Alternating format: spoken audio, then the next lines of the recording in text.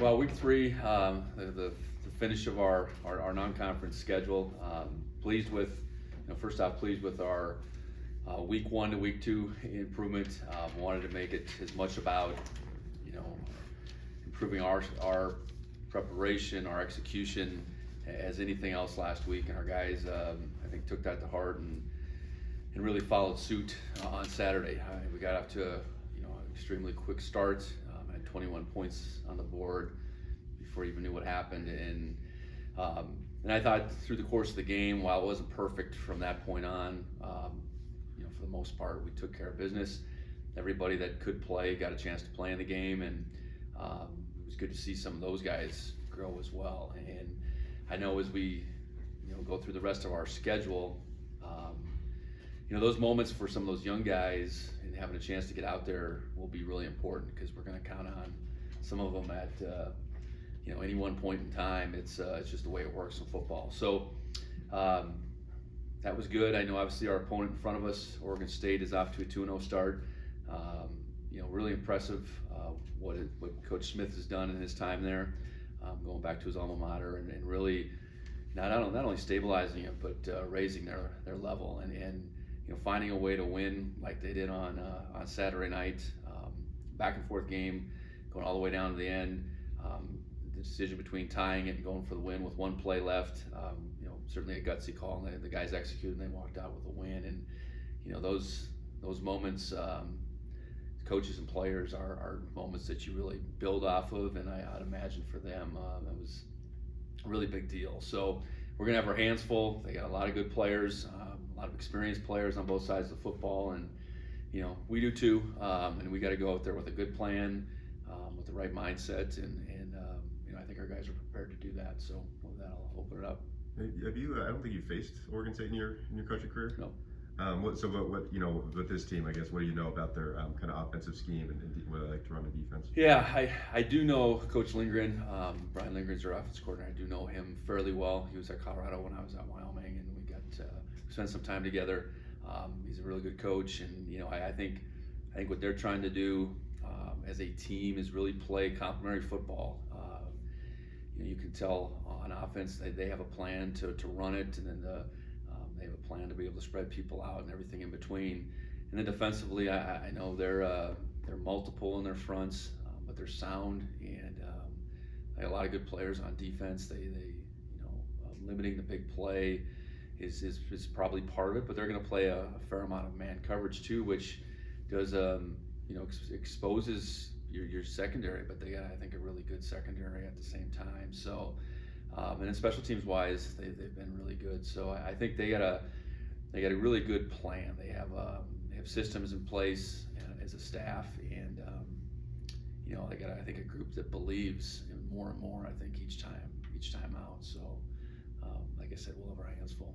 Speaking of that gutsy call that you kind of laughed about, Jack Coletto has been a huge playmaker for that team. What kind of stood out to you on game film from him? Well, he's a Swiss Army knife. He doesn't start for them on defense, but plays quite a bit. And then on offense, he's just a really effective runner first and foremost. And where they utilize him in those scoring situations and those short yardage situations, he's generally going to make it hard for the first guy to knock him back for sure. And that was evident on that last play. There was a guy right there probably at the one, and he basically ran through that tackle. So difficult player to defend. I think the biggest thing is you hopefully keep them out of those situations where he's out there a lot, because it is those situations where either scoring or converting on a third down are generally on the line. So they're being very creative in how they're using him, and I'd imagine they've only shown part of what they're capable of doing. You mentioned Coach Smith earlier. I know him and several of his assistants have Big Sky experience. I don't know if that familiarity maybe plays in a factor at all with game prep, or. Well, I think a lot of coaches that coach in this region, whether it's the Pac-12 Mountain West or the Big Sky, I do think there's a lot of overlap. I suppose it's just part of the ascension is that you're going to run into a few guys that have maybe coached in each one of the conferences, and I know Coach Smith, he played at Oregon State. He coached at both Idaho and in Montana. Also coached at Boise and Washington. So I mean, it's just this region that we live in that a lot of guys end up, potentially coaching all three leagues. And I don't know the familiarity with particular coaches or staffs. It becomes this big carryover. I'm sure there's information shared over time, but I do know there's probably a level of respect I think that comes with maybe like in his situation having coached in all three conferences.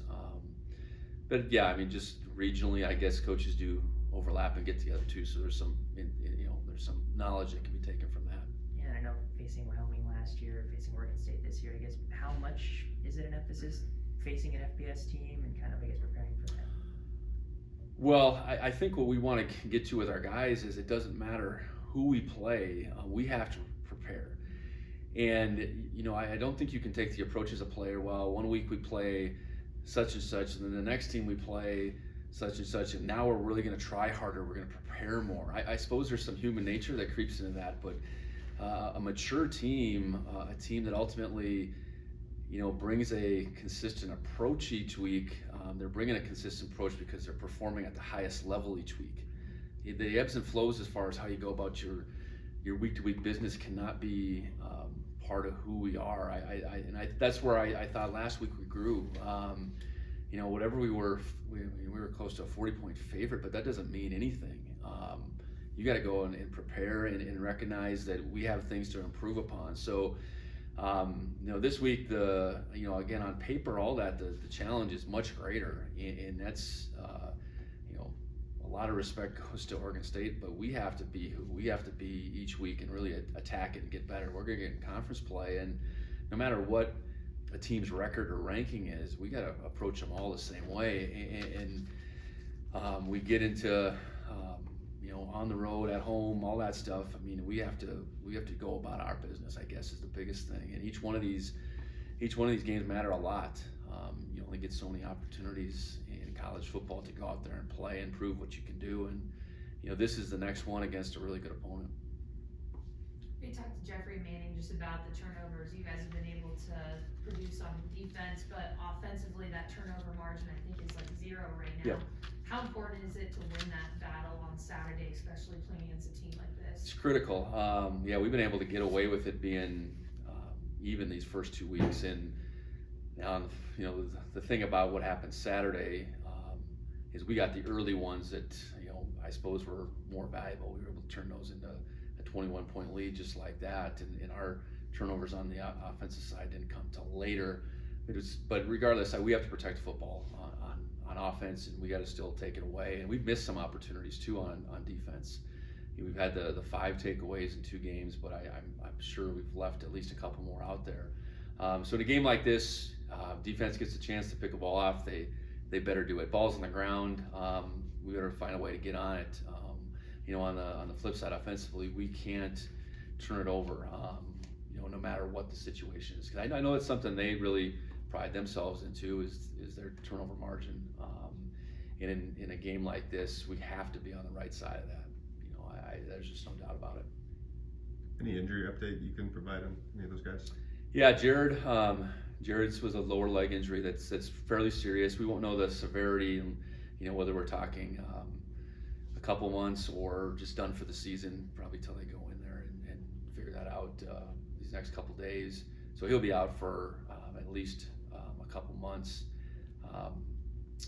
Lane is recovering, but Lane won't be available to us this week. Garrett Kuhn, I think, will be in some fashion. Garrett was out there practicing for the first time today, so that was good to see. Simeon will be back. He was back today. And other than that, obviously Jared's was a big injury, but we came out of it, really healthy. Besides that, Kagan's still a ways away. Kagan's out for the season. Yes, yeah. Yeah. If you saw him, he's wearing a neck brace. And he's out for the season. Figures much. Yeah. And so running back rotation. I mean, with Garrett back, he's going to lean on those 2 guys, Elliott and. Well, I think we have to be really creative, and just because we did something one way last year where we handed it off to a running back a lot of times. Doesn't mean it needs to look exactly the same way. So what that means, I think our coaches, our offensive coaches, have to look and say, okay, how do we attack Oregon State and put ourselves in the best position to move the football? And the good thing is, while our running back position has become depleted, there's no doubt about that. We got some other guys that can run the football, whether that's our quarterbacks, our receivers, and we have to find ways to rush the football. We've been able to do it these first 2 games, but it's only going to get harder against the teams we're facing. And I thought it was good. We did throw the ball. Tommy threw the ball much more effectively. I think our receivers, I'd say in particular, Willie and Ravi showed that not only can they catch the football, they can do some things after the catch. So we're going to have to utilize all our weapons, I guess, is the bottom line. And what that means, we got to throw it more. We'll just have to see how it presents itself. But we're facing a front, a group of defensive linemen and linebackers that they might be the best group we see all season. Time will tell on that, but I think there's a fair chance they'll be the best group we see, and we're still going to have to find a way to move the football. South Dakota State, I mean, obviously Isaiah was out in lane. Was it just Elijah and Demarius? I forget exactly who was active. Yeah, that's probably it. I know Jahari was playing a little running back at that time. In that moment, we had to do different stage of the season with that potentially being our last game. Obviously, we have a lot of season in front of us, but I do think we have an offensive group better suited to spread the ball around than we did at that point in time last season. So we'll see what they come up with, I guess, or see what we come up with. And then one more, just injury. I know Malik Mullins was missing the first 2 games. What's Malik, he hurt his thumb in the middle of fall camp. So he'll be back, I guess, at some point. And I don't know that Malik would figure in, at this point with where we're at.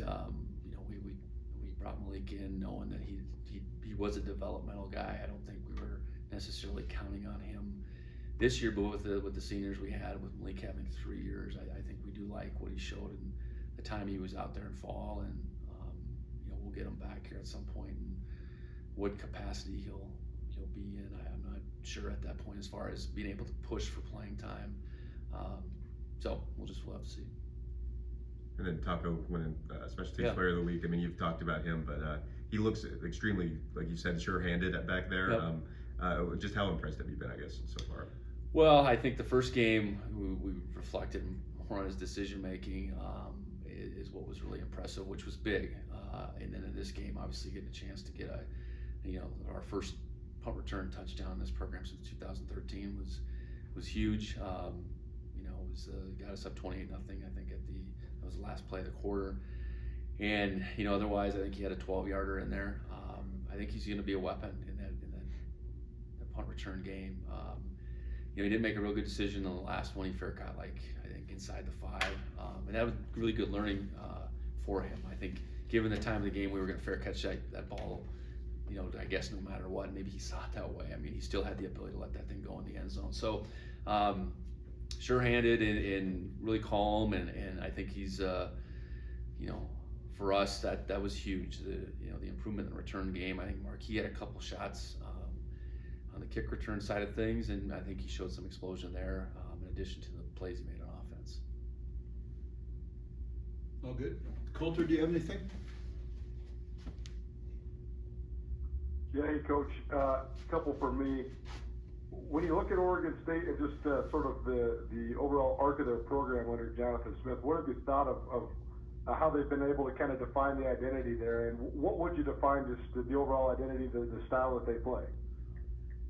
Well, I think they know themselves, which in that league you have to. I think to have success, you better have an identity, and I think they want to be a team that offense complements defense, vice versa. They play, I think, a physical brand of football, an opportunistic brand of football. and I think they're getting better and better at each phase of the game, and that takes a little bit of time for your recruiting to, I guess, inject into the program, and now that he's at this stage, I'm sure they feel like, okay, we probably fully have our guys for the first time, and that makes a difference. The message probably, I'm sure, has been consistent now for these guys all the way through. They had a lot of turmoil prior to him taking over the job, so really impressive, just stabilizing that in the first place, but now being able to build upon that.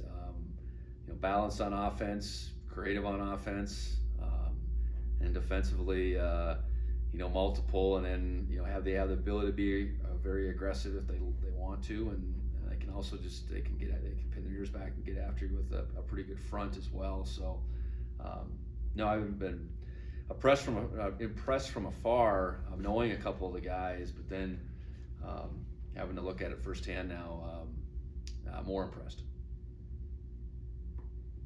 And have you ever coached a game at Providence Park, this venue you guys play at? No. So last year playing Portland State at their venue was the first time I'd coached in Portland, period. Does that change anything? Or, I mean, you're still in the heart of, their state, Oregon State, and there's going to be a lot of Beaver fans there, but there's also a lot of Montana State people there as well, potentially making the trip. So, I mean, what do you think of just that dynamic? No, I'm excited. I think for our guys to get a chance to play in that venue, that's not play in their home stadium, I guess. I do think that's a good thing. And I know they've gone over there and practiced, and I think in fall, but it's still, there's a little bit of unfamiliarity from their players' point of view. So not that it gives us any great advantage by any means, but it takes away a little bit of what that feel would be like playing on campus in Corvallis. So and I was very encouraged by the turnout that we had playing Portland State last year, and I trust we'll have a really good following as we always do. So hopefully we got a bunch of Bobcat fans that turn out and are cheering loud for the away team. And just in terms of the familiarity, you have a lot of guys on your roster, from the Northwest, and I'm sure there's some crossover there. I mean, I know you mentioned Jack Coletto, who's from Camas, and you have some Camas guys. So, I mean, does that sort of ease the intimidation factor? I mean, how does it influence your guys when maybe they are going against guys that they're familiar with, or there is an element of familiarity there? Yeah, I think that's a really good point. I do think it maybe lessens that gap that can be perceived. There is obviously the gap that they're in the Pac-12, we're in the Big Sky. They have 85 scholarships, we have 63. Recruiting is different, but when guys know guys, we have a couple guys that have played in the Pac-12. Jeffrey Manning played at Oregon State. I think sometimes at least that knowledge, it just lessens the uncertainty of what you're going against. Now, you still get guys that are physically, imposing, I suppose, compared to maybe what we've seen so far to this point. But I know we play in a conference with a lot of good football players, and you can only still put 11 out there at a time. And I think our guys will have a level of confidence more because of maybe who we are than trying to trick ourselves into thinking who they are not, I guess. They're good, and I think we recognize that. And to your point, though, I do think it does help having some familiarity with some of the guys. And where this game falls on the schedule, the last game before Big Sky Conference play, I mean, hardly can call it a tune-up, playing a really talented Pac-12 squad. So, I mean, does that just go back to what you were saying, though, just about treating each week like its own and just preparing within each week? Yeah, I think for this team, this 22 Bobcats team, I think it's been a progression that that will suit us well. Having a couple home games before we go on the road, as opposed to if that were flipped. and I think we're a better team today than we were, let's say, 2 weeks ago. And to compete with a team like Oregon State, we're gonna have to play really well. So our ability to play really well after a couple games, I think suits us better than it would have out of the gate. Now, we'll turn the page in next week and have to go to Eastern Washington and be geared up there. So it's the next game on our schedule, and it's the most important, and we're gonna go out there with an intent on doing everything we can to win a game like we would no matter who we're playing. So I think this game will continue to sharpen our sword, if that's what you're implying. I do think that. I think competition ultimately brings the best out of you. It makes you more confident sometimes when you can compete with better players. It exposes you at sometimes, and I think we need to continue to get all of that. So this will be a great challenge for us, and whether it's exactly what we need or not, it's right in front of us, and we need to attack it as such. And last thing for you, you mentioned, well, obviously just look at the statistics too. The tight ends were more involved in the passing game, but when it comes to just overall ball distribution and who's getting touches, how much of it is just play calling, but also how much of it is just Tommy or Sean or whoever's playing quarterback, the reads that they're making based on what the defense is giving them? How much is just a read-based element of the system you guys run? I think it's a little bit of both. I think in the RPO game, based on who's in the particular position that could get the throw, I think there's a deliberate nature to that, but obviously we could hand the ball off in a lot of those sequences as well. I think in the play action game, a lot of it becomes, matchup based, corner leverage, whatever, based on which guy we're maybe going after. And then there's an element that certainly is, more of a traditional drop back game where you're reading it out and throwing to the guy that you're supposed to throw to. So, I think we want to distribute the ball as widespread, I guess, as we can. But I think we still have an understanding that there's some guys that need to get touches, and I think that'll become more and more apparent as the season goes on. Part of it's just as we identify those guys, but I do feel like we have more guys worthy of getting the ball thrown to them this year than we had last, and that was our aim. I mean, that was we gave the ball a lot to Isaiah, and we threw the ball a lot to Lance, and then there was a big disparity after that. So I think we're a harder team to defend if those gaps between who's touching the ball are smaller.